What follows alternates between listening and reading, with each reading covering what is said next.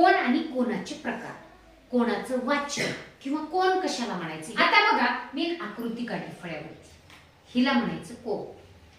काय म्हणायचं तिला? कोण. कोण. या दोन रेषा कुठे जुळल्यात? एका बिंदू. ओके नाही?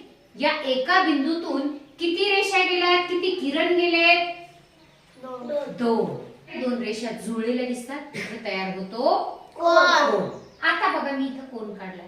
मग या कोणाला वाचन कसं करायचं बघूया. कोणाचं वाचन कसं करायचं बघा. आता कोण काय? क. आणि दुसरा प्रकार आहे कोण क ब अ. म्हणा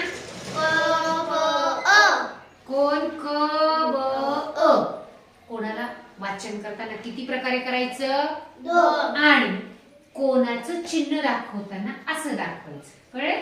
कोण लिहिताना असं लिहायचं, वाचन करताना कोण म्हणायचं. कोणासारखा आकार पडतो. पहिला कोण समजून घ्यायचा आहे? काटकोन. कोणता कोण? काटकोन. काटकोन. या चिन्हावरूनच हा काटकोन ओळखता येतो. बघा या चिन्हावरून हा कोण ओळखता येतो. याचं माप असतं 90 अंश. काय असतं? 90 अंश. हे तुम्हाला ढोबळ मानाने थोडं कोण मापकाने मोजून ते लक्षात येणार आहे तुमच्या. पण सध्या तुम्हाला लक्षात घ्यायचं की कोण आणि कोणाचे प्रकार कोणावरून समजून घेताना हा असतो 90 अंशाचा कोण. हे चिन्ह असले की 90 अंश, त्याला म्हणायचं काटकोन. काय म्हणायचं? काटकोन. काटकोन किती अंशाचा आहे मग? 90 अंश. 90 अंशापेक्षा आत कोण आला. बघा आता हा झाला 90 अंशाचा कोण, पण त्याच्या आतमध्ये जर आला तर काय होईल बरं? त्याच्यापेक्षा लहान होईल का मोठा होईल? लहान होईल. आणि म्हणूनच या कोणाला म्हणायचं लघुकोन. काय म्हणायचं? लघुकोन. लघुचा अर्थ काय होतो? लहान. मग तो 90 पेक्षा लहान झाला, मग तो किती असेल? 85, 80, 70, 60 काय असेल? आता मी पुढचा दुसरा कोण काढणार आहे. बघा हा कोण असतो? कोणता? हा कोण कोणता सांगा? काटकोन. काटकोन. आता याच्यापेक्षा बाहेर गेला हा कोण. आता मी हा विचारला, हा कसा झाला? 90 पेक्षा लहान झाला की मोठा झाला?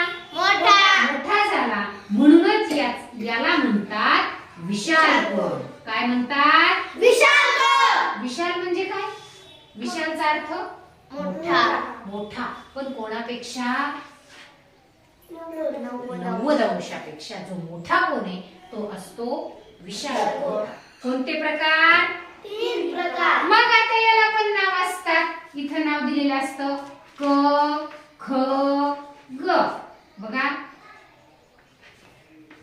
सांगा बरं आता कोणाचं वाचन कसं करणार तुम्ही? म्हणा कोण क ख ग, कोण ग ख ग.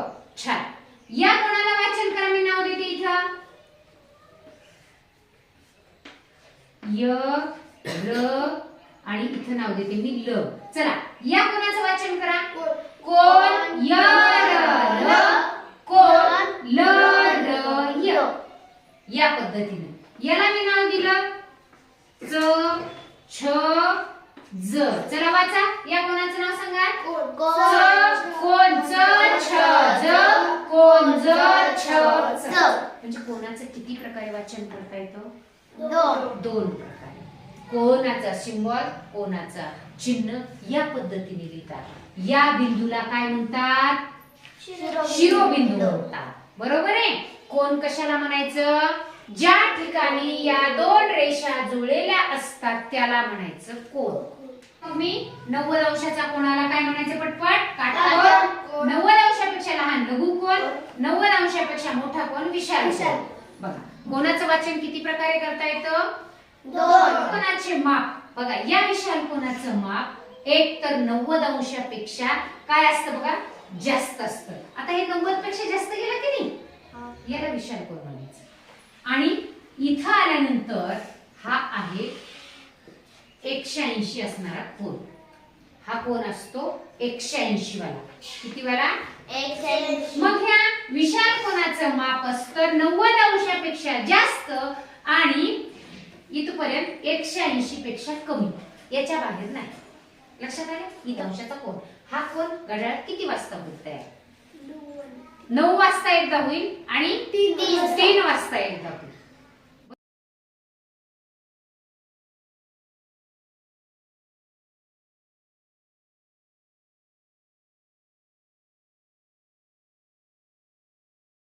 टोक एकत्र जवळ आले की लघु कोन होतो. लक्षात घ्या. हे घड्याळाचे टोक जवळ आले की लघु कोन होतो. हे लांब लांब गेले की कोणता कोन होतो? विशाल कोन. हा कोन आहे. बरोबर. मग याचं माप जर 30 अंश असेल, हा कोणता कोन झाला ना? लघु कोन. कोणता कोन झाला? लघु कोन. कशामुळे? 90 पेक्षा कमी म्हणून. मग जर याच्या भुजा लांबवल्या, किती पण लांब केल्या, तरी याचं माप बदलणार आहे का? नाही बदलणार. हा पण प्रश्न तुम्हाला असतो. हे कोन आणि कोनाचे प्रकार यावर आधारित असणाऱ्या प्रश्नाची उत्तरे आपण स्पर्धा परीक्षेमध्ये विचारपूर्वक सोडवायची.